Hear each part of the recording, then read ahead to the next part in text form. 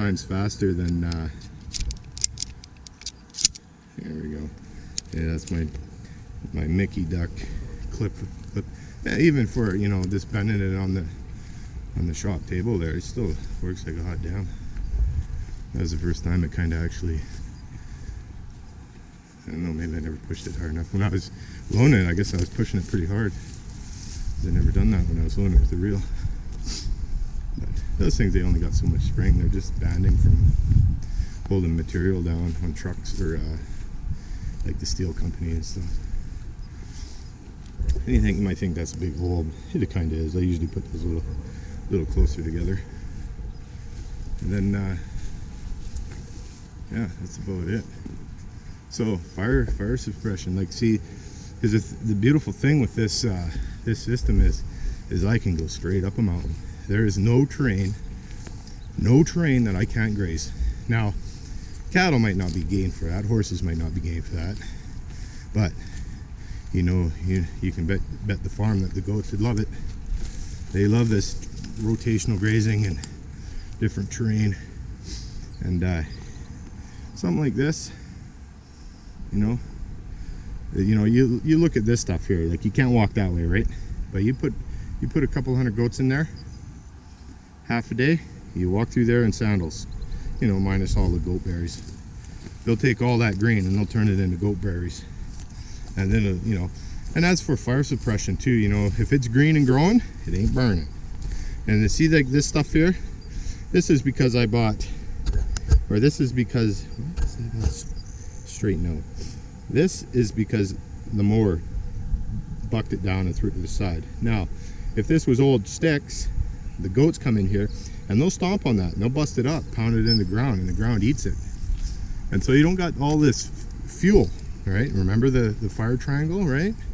So without the fuel, you can't have nearly as powerful a fire.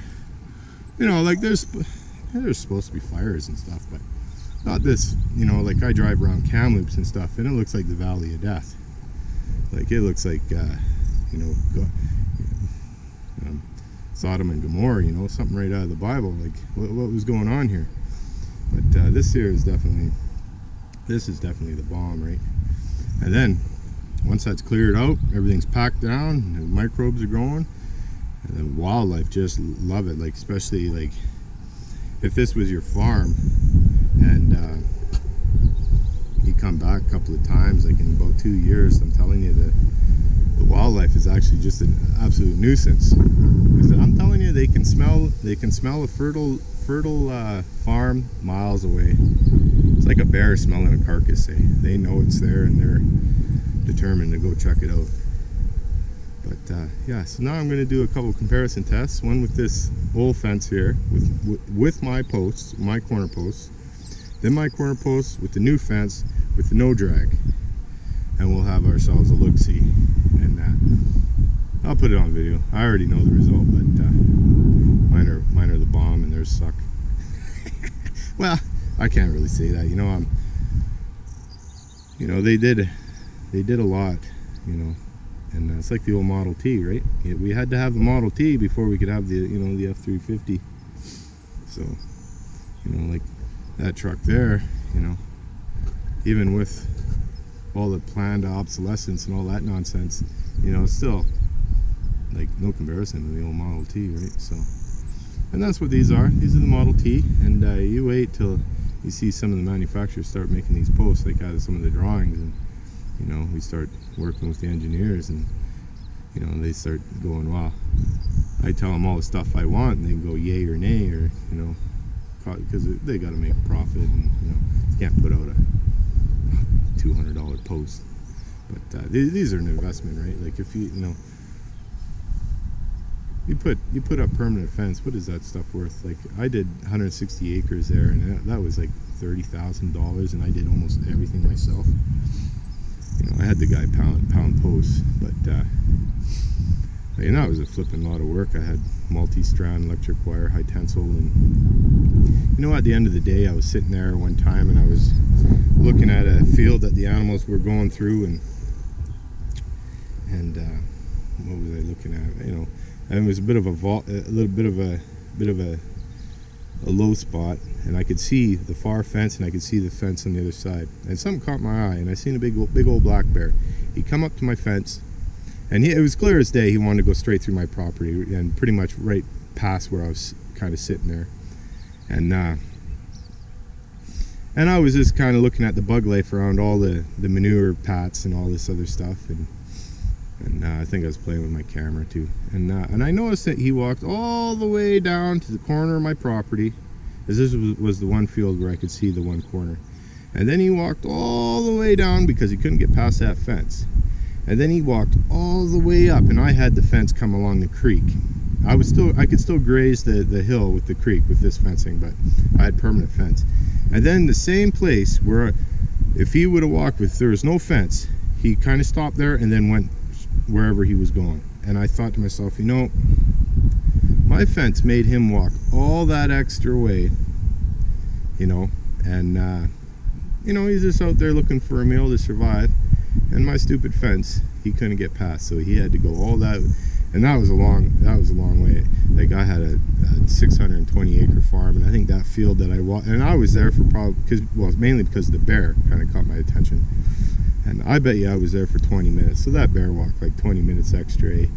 And they're not the most graceful walking animal if you ever seen them, you know, meander along. But I thought, you know what? That's the other thing with this fence here, because that's the one thing you get in the farms. Like, I love farms and stuff, but the thing that really makes them an eyesore is all the fencing everywhere. You can't go anywhere with opening or shutting a gate. And these fences, they go up so darn quick. You know, they're just right where the herd is. You know, you got the livestock dogs in there. You got the goats and the cattle and maybe the odd horse or something. And you know, you can run pigs too. Pigs will eat. Pigs will survive in there. Nice, lean, good for you. And you know, and then the wildlife is everywhere. You know, the wildlife do their thing, right? And then it just makes it so beautiful too, because they clean all this crap up so you can walk in there, right? And nothing like that's just an eyesore is all that is. You know, it's hard to pound through there with the quad. You know, even that's especially that stuff over there, or that stuff I just cut through. You know, quad would have a hell of a time in there. Just bog right down. And yeah, so that's about it for that. But this is definitely between the animal, you know, protein to plate should be #1, and then fire suppression should be #2. Like, these should be like the two #1 things why this I should be showing this system here. I'm showing the old posts. You know, these posts here, they should be,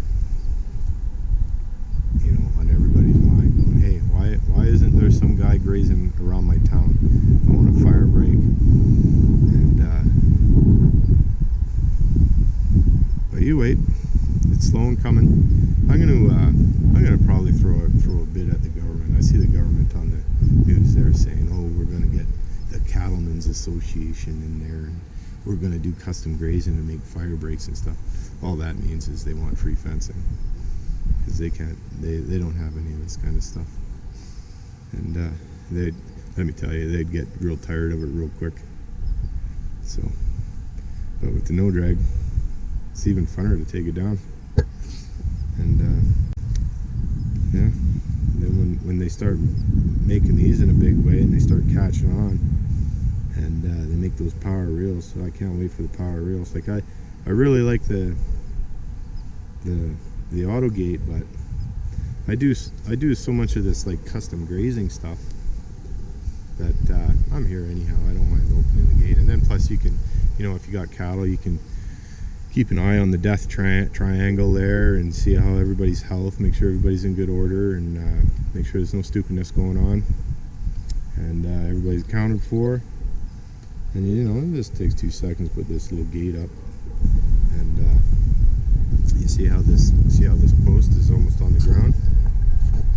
So because it tightened all. Oh, that's the other thing I was going to show too.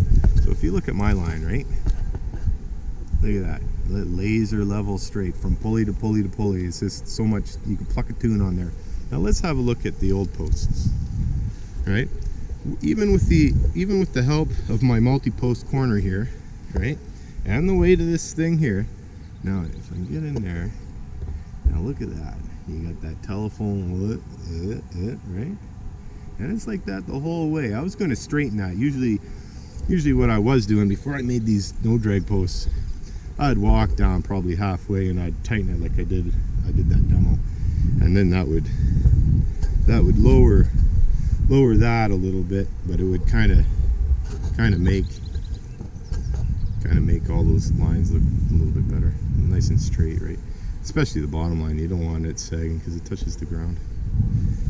And yeah, that's about it. So I think I said everything I wanted to say for now. Now I'm going to do a couple more GoPro shots, me reeling this up. And proof's always in the pudding, you know? Alright, check this out. Just use this post here because it's not windy here. So it's going to sit on here, and it's going to go all 4 lines. And the beautiful, no, it's still windy. And the beautiful thing with that is you're not at 16 feet, because usually you go 16 feet on a farm gate, and so you can get equipment through. Now the thing is when you're pushing 200-300 head, multi-species, you know, they get so psychotic about the new paddock, even though they know they're moving every day or every couple times a day. They get psychotic, and it's almost a stampede. Well, it really bottlenecks them. And pugging and that sort of stuff's not a big deal because you just constantly move your gate. Like this is a moving system right here. But with my auto gate, you can make it 25-30 feet, because that's about the distance you need before you need a center post to hold up the line from touching the ground, because most ground is not very even, right? So say 30 feet. Now that's a nice size gate. And then this thing would, it's got tension, it's got a spring on it, and it's got a tension automatic, and then it's got a little pin, right? It's going to have a little pin, so it pulls the pin, and this starts reeling up this. It's going to have a reel. It's going to start reeling up the, essentially, you know, a piece of poly wire, and it starts reeling it up. And then once it's up there, you know, it'll have a little light, little you know, classical music, you know, something with the tempo of a slow moving cow, because you want to steer clear of the stampede kind of stuff. Like it gets kind of nuisance there. But yeah, as soon as they get into that, you know, running mode, you know, they turn off what little brain they have left, and then it just gets stupid after that. So, you know, something low, like you know, like a walking boom, boom, boom, boom, but the classical, because you know, there's studies saying that that's good for them. But yeah, and what else? So that's the auto gate, and then the power reel. Power reel is what I was hoping for. Like I was hoping to be able to have the no drag even with all those direction changes, but it might not be economically viable to start manufacturing that. We'll have to see. I'm going to do a straight run after this, and if I can do a straight run with that full 3-in-1 reel, straight run, because normally you go straight runs, right? And if I can do it standing still, then the power reel is definitely back on the table for sure. Still be nice to have it, like the amount, you know, it's just like a drill. They got Makita and those guys, they got stupid drill for everything on the market there. But anyhow, I think I went over everything for now. I see how I edit this. I might be able to put some more fencing tips up there, and you know, this darn wind just kicked up just as soon as I started to do the commentary, so I might have to, hopefully the editing software I can do it again. But anyhow, this is it. This is the no drag and the multi-post and the auto gate coming to a store near you. Okay, thank you.